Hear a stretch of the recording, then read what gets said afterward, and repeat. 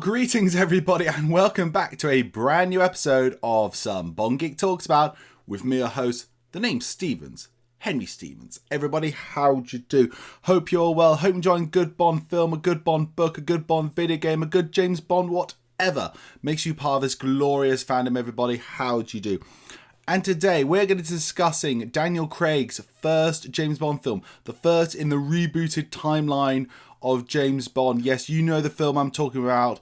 This is the 21st James Bond film, Casino Royale, everybody. We're now entered, if you will, the modern era of James Bond. But before we get into that, everybody, can I just do, if I may, my quick bit of house cleaning, if I may? Please, can I ask you, if you haven't already subscribed already, please don't forget to like and comment and subscribe to the channel to receive future updates and videos such as YouTube reviews of Bond films, editorials, eventual top 10s. You know, there's all sorts of great stuff that is happening on this channel. We've also even got trailer reactions as well, everybody. If that's your thing on this channel, we've got it covered. Everything greatness James Bond. And don't forget as well, everybody, also click that notification bell icon to receive those updates. And just as always, everybody, a massive thank you from me to you for being here and just being part of the Some Bond Geek Talks About community, because I chat really much. If you leave a comment, I will generally try and respond to it and talk to you guys. So that's what I really love doing when it comes to this channel. So everybody, Casino Royale, here is my initial thoughts on it right off the bat. When it first came out, I thought it was really, really great. I really did. But I thought it was like, there was something about it that to me just didn't feel right, or what I think it was the dramatic tonal shift, and now I've got used to it, and actually I've rewatched Casino Royale a lot over the years. For me, even though some people might hate this, I think it is one of the best James Bond films ever, but I just don't think it's in the all-time greats, but I really think it's one of these most amazing James Bond films ever. And we're going to go into that, everybody, today in more detail. Oh, you betcha. But before I do that, I just want to do a little section here where I want to clarify some history and some continuity and context when it comes to Casino Royale. Now, the reason I say it is because a lot of fans may be wondering, sort of, casual fans, and I do have fans who say to me, Henry, where does Casino Royale fit in? Is it a prequel to Dr. No? Is it still the old Bond retired and this new one came in and we have this story, the codename Rubbish Theory? Where is Casino Royale? Where does it fit into the timeline?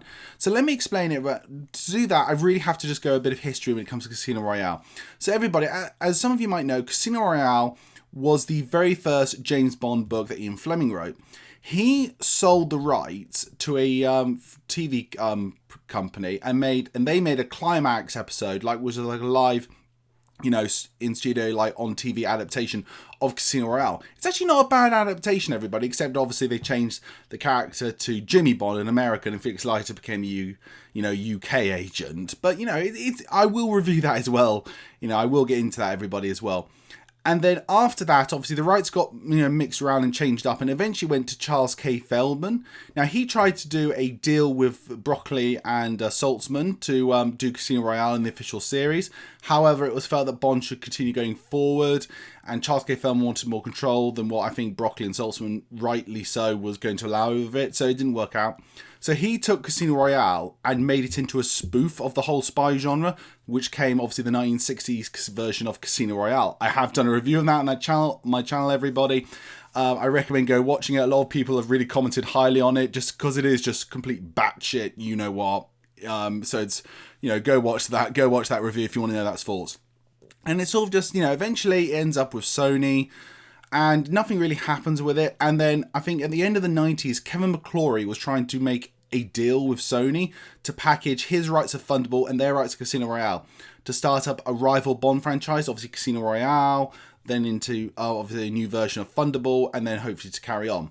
But, obviously legal action ensued, quite rightly, by Eon Productions. And eventually what came out of this is Casino Royale and Thunderball rights went back to Eon. So now from that point on, Eon had the whole rights to the entire franchise, everything in it. No more sharing it about. It's all under one roof. And as far as I'm concerned for that, huzzah. Really, really was. So, they had the rights to it. And basically from there, after Die Another Day and they wanted to redo something new, the time was now right to do Casino Royale. So with that, where does it fit into the sort of Bond chronological order? Well, everybody, to understand completely, Casino Royale A bit like what was the trend a bit at the time, like certainly with Batman, you had Batman Begins and you had some other films at the time. There was this sort of, around this area of like trying to reboot stuff and, you know, give it a new fresh lace, go away from what has been and start something fresh and new. And Casino Royale very much followed that trend. You know, the Bond producers very much did. And from there, that's one of the reasons we did actually get Casino Royale. So let me make this perfectly clear in summarization, everybody. Casino Royale is still Bond 21. If you want to look at the film series in general, it's not just like a whole new setup. It is World's Not Enough, Die Another Day, Casino Royale, then Quantum of Solace and Skyfall. Casino Royale is still the 21st James Bond film. It fits in that chronologically. However, as you probably guessed at this, it is set in a complete new timeline. So the events of Dr. No and up to Die Another Day did not happen in this continuity. It is a complete refresh and new reboot. It is still James Bond, but we're starting something fresh and new.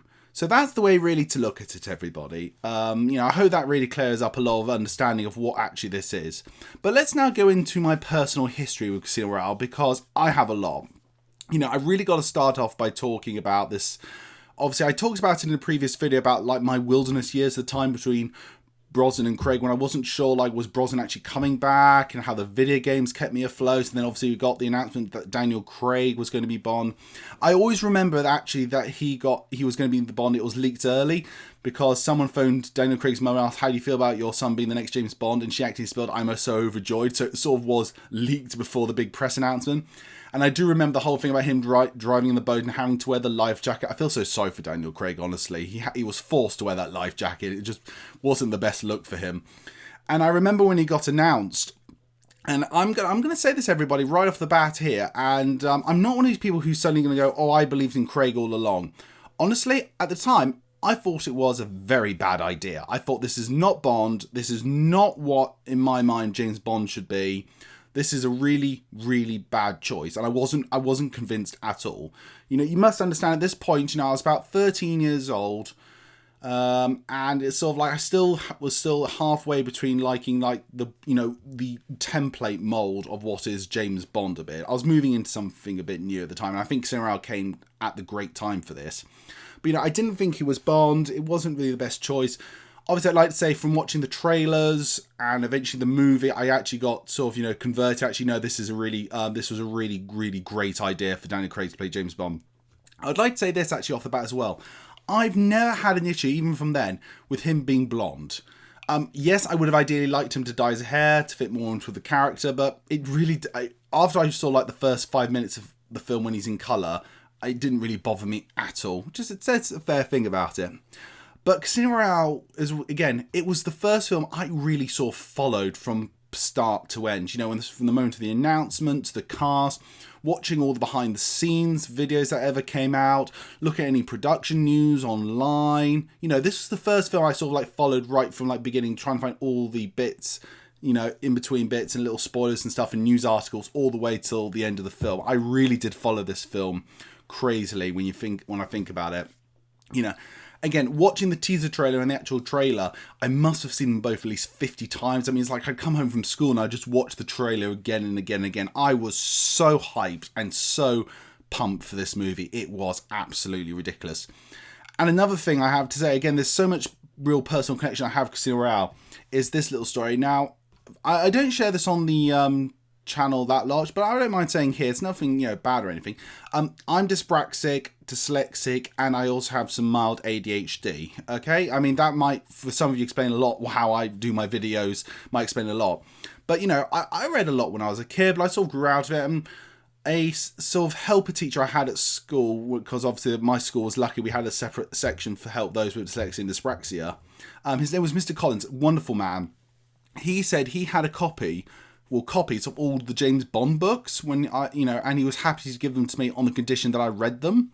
And he gave me, and I've got this one here, the pan books of James Bond. And obviously, as soon as I got them, I instantly started reading Casino Royale. I'll hands down say this is one of the best novels I've ever read in my life. I know technically novella, but I think I read this from cover to cover. And sincerely, I think reading this book pre-watching Casino Royale made my enjoyment of the film even more, weirdly enough. But I'll get into that in more detail. But I've got all the others. They're on the back there. Sorry, they're on the back there somewhere. You can see them there next to the Dune book. But I've got all the books there, and it's really, really great. I reread them nearly, I think, once a year. So James Bond, certainly Casino Royale, when I think about it, it reminds me of the time when I sort of got back into properly reading as an adult more.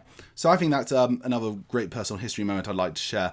The other thing I always remember is my grandfather's reaction. Now, if you've followed this channel for a while, you know that I basically grew up watching the Bond films with my grandfather.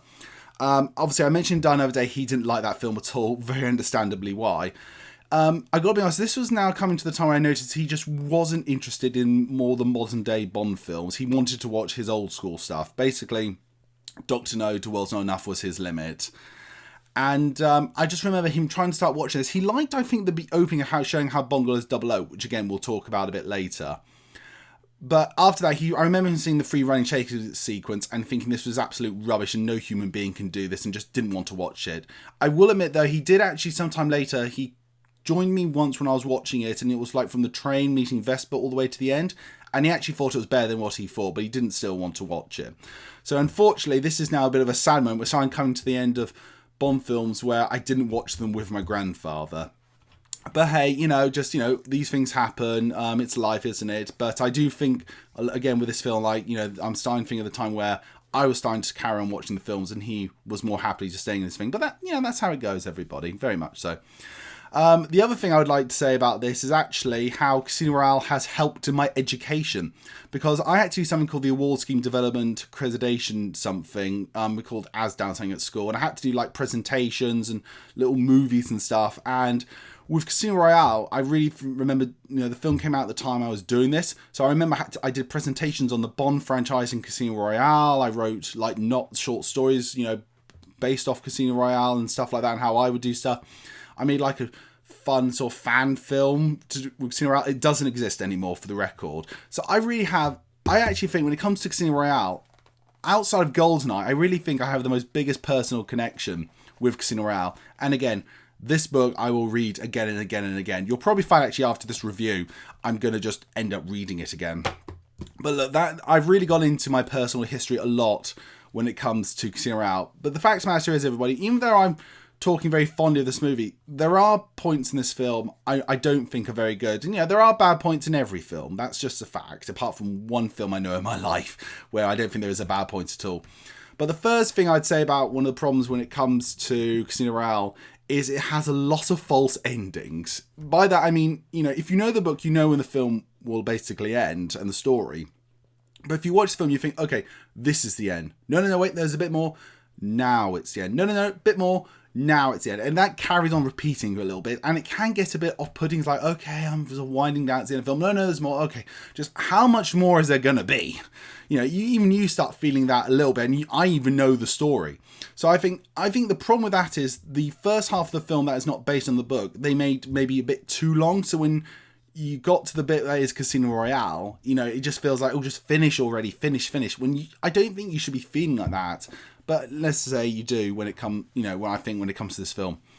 Another issue I have with this film is I think there's a lot of characters that basically seem redundant. And if you took them out of the story, I don't think the story would change at all. There's no real massive difference in the story. And I don't think it would hurt the story or the quality of the film at all. Mainly, I centered this around more Le Chiffre's sort of henchman, specifically his girlfriend. Really, I think, honestly, a bit of a pointless character is not really needed at all, I think, in this movie.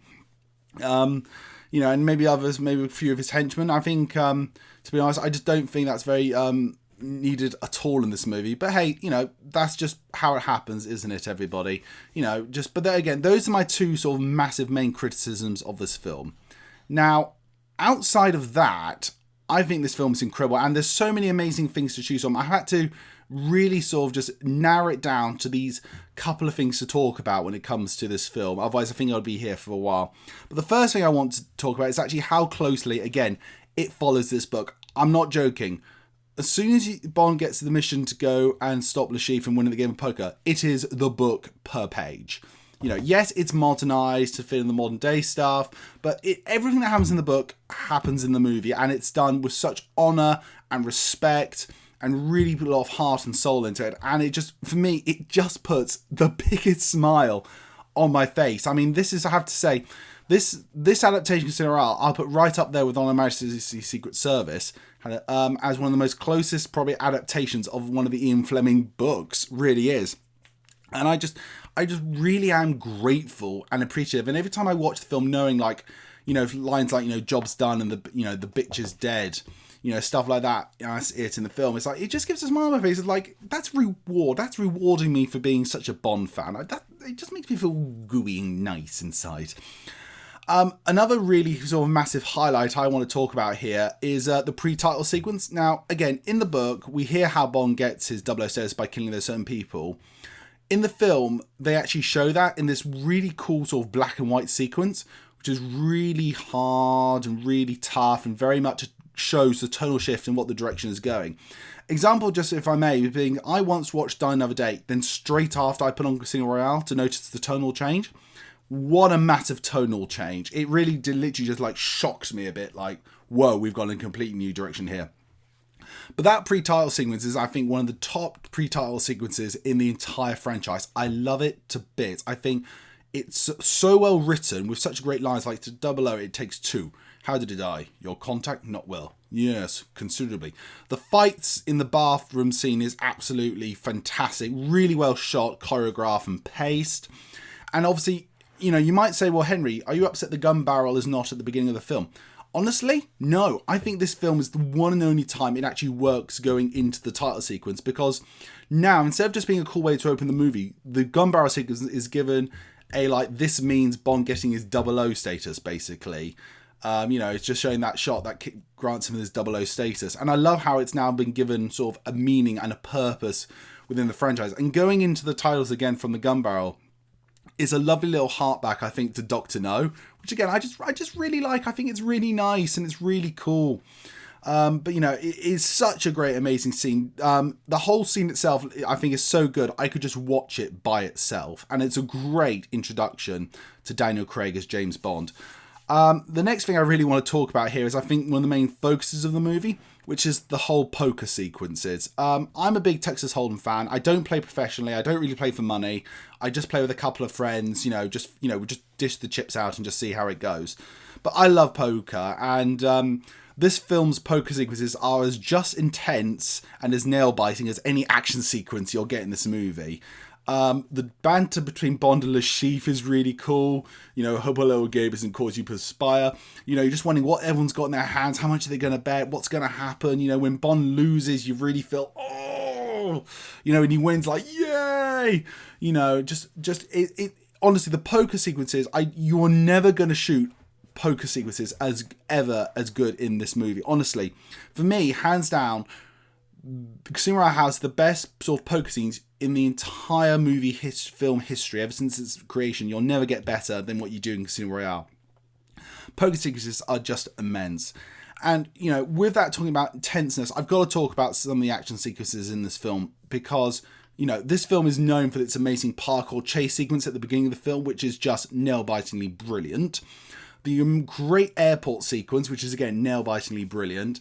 And, you know, and then again at the end at the Venice sinking house, you know, again, going away from Die Another Day, going back to, you know, we're doing it in real, it's in the camera, there's no real bad special effects in this, and you just feel it. And I love, like, it's just such a pleasure to watch. Again, a bit like how I could watch the pre-title sequence just by itself. I could watch the parkour sequence all by itself. It's so wonderfully and so just such a joy to watch, everybody. It really is. You know, just the action sequences in this film are really terrific. Just good. But do you know what? Of all of that, everybody, the true highlight of this film is the relationship and the love story between Bond and Vesper, and just the banter sequences they have. Honestly, a lot of people say, like, the best love sequence in James Bond is between Bond and Tracy. I've got to respectfully disagree. I think, without a doubt, it is between Bond and Vesper in this movie. How they meet on the train, that wonderful banter, whole conversation they have together, it's so amazing. Again, great scene to watch by itself. You know, my favourite sequence personally is when they're in the hotel room, says the dinner jacket and dinner jacket. It's tailored. I sized you up the moment we met. Utterly, utterly amazing. The dinner sequence after Bond wins is incredible. The love scenes they have together. The heartbreaking moment where, you know, Bond tries to, he can't save her and she dies, and he's just desperately trying to do CPR, and then just that anger and upset that the woman he loves has betrayed him and yet she's also died. It's just, oh my God, it's amazing. It is just utterly amazing. And it's just, you know, you can't help but just fall in love with this, everybody. It is one of the best love stories I've ever seen on film. It really is absolutely terrific, everybody. And I've got to stop there talking about all the good points, otherwise we will be here forever, because I haven't even talked about the characters yet. So let's go into that. So obviously we've got a new James Bond here. I think Daniel Craig's James Bond is the most tonal change we've had since Roger Moore left. This is a very different Bond. This is obviously Bond back at the beginning. He's very inexperienced. He's learning his ways. You know, this film basically starts with this blunt instrument, and through the course of the film, by the end of the film, when you see him introduce himself as Bond, James Bond, finally actually be James Bond, which is, I think, one of the reasons, again, why when I first watched the film, I found it a bit jarring, because like, I'm not watching Bond, I'm just seeing someone become Bond a bit more, when I'm so used to just seeing James Bond. But the transition and the story that Craig's Bond goes through to become what we know as James Bond is done so well in this movie, and just so terrific to watch. I think Daniel Craig honestly gives probably one of the best performances of his entire career in Casino Royale right here. He really does, I think, just gel into the role really, really well. And he actually pulls off the suave side of things a bit more than I give him credit for. He really was just utterly terrific in this film. It is his Bond film, I think, basically. When you think of Daniel Craig's Bond, you think Casino Royale. And we got to talk about Le Chiffre as the villain. Again, amazing villain. Over the top, yet with his inhaler to show he's more human. It's just such a wonderful little touch. Mads Mikkelsen, I discovered through this film, and I think he's just unbelievably terrific in this film. He's suave, he's dangerous, he's cunning, he's very hyper intelligent, and he's so interesting. And you know the bit in the torture sequence, which, by the way, everybody, every guy goes, ooh, when that happens. You can just see how desperate and panicked he is in his eyes. Like, give me the money, I need the money or I'm going to die, and I will make you suffer for it. Just, honestly, Mads Mikkelsen, again, just such an incredible Bond villain. I think right up there with some of the all-time greats. He is over the top, and yet at the same time menacing and very much human. You know, just so well done. You've got Sophie, you've got Mathis as Bond's ally. Again, really, really greatly played. I can never pronounce his name, but a great sort of side character. But the highlight, everybody, when it comes to side characters before we get to Bond girls here, is, oh my God, and I've been so excited, can't tell you this, we finally have a brilliant version of Felix Leiter played by Jeffrey Wright. This is without doubt the best version of Felix Leiter we have ever had. He is so fantastic in this movie, and I'm so glad he's coming back for No Time to Die. But Jeffrey Wright is my favourite Felix Leiter. They finally give him the character his own sort of style, his own, you know, not just being like, you know, Will Scarlet to Bond's Robin Hood. He's his own character, and he's so cool in this film. Honestly, Jeffrey Wright is the best Felix Leiter, in my opinion, in the whole film franchise when it comes to that. He's really good. But let's talk about now here about the Bond leading ladies. Obviously, you've got Katerina Marino as Solange, and the bad guy's wife that Bond just sleeps with. Interesting character, actually. Not given a lot to do, but really, really well done and stands on her own. But the highlight, I'm sorry, is without doubt Vesper Lynd, played by Eva Green, one of my favourite actresses, and I think actually my favourite Bond girl of all time. Vesper is one of the most interesting, complex, sophisticated characters I've ever seen in a movie. You know, again, she's Bond's equal without being Bond's equal. She can stand up to Bond without also understanding at times she does need help. So vulnerable at the same time. Just everything about Vesper is just so incredible, in my opinion. I think she's just one of the best characters and played by one of the most best working actresses we have today. I really just try not to go on too much about her, because I could do a whole video about why Vesper is so amazing. But let's talk about the MI6 regulars here, because again, we've got very stripped down. We've got no Q this time. We haven't got Moneypenny yet, but we have got Judi Dench as M. Now, again, want to stress this clearly. Judi Dench is still M, yes, but this is a different M to the one we had in Die Another Day, from Goldeneye to Die Another Day. This is a whole new version. This is a much more harsher, tougher, different sort of M. It's just still played by Judi Dench, and I'm very glad she kept on doing it personally. It's a nice little connection point we have between the films if you need it. And again, her tonal difference in this film is very obvious, and she does it so well. It's like, okay, even though I know this is still the Judi Dench M I love, this is a completely different version. I'm still liking this, and it's interesting. She plays off against Craig differently to how she did with Brosnan, and I think really well done. It shows. Just utterly fantastic. You know what, everybody, look, Casino Royale is without doubt one of the best Bonds of all time. It's not like in the all-time greats for me, but it's such an incredible film and did a book so much justice. If you said to me, if they're a new person new generation want to get into Bond, start them off Casino Royale. It's the perfect way to get them into the franchise, really is, for this newer generation. I really can't recommend Casino Royale enough. But I want to know, everybody, did you like Casino Royale as much as me? Do you think I'm being too harsh on it? Do you think I'm not being nicer enough? Comment down below. Tell me what you think about Casino Royale. Everybody, my name's Henry Stevens, and this has been some Bond Geek Talks About. Goodbye.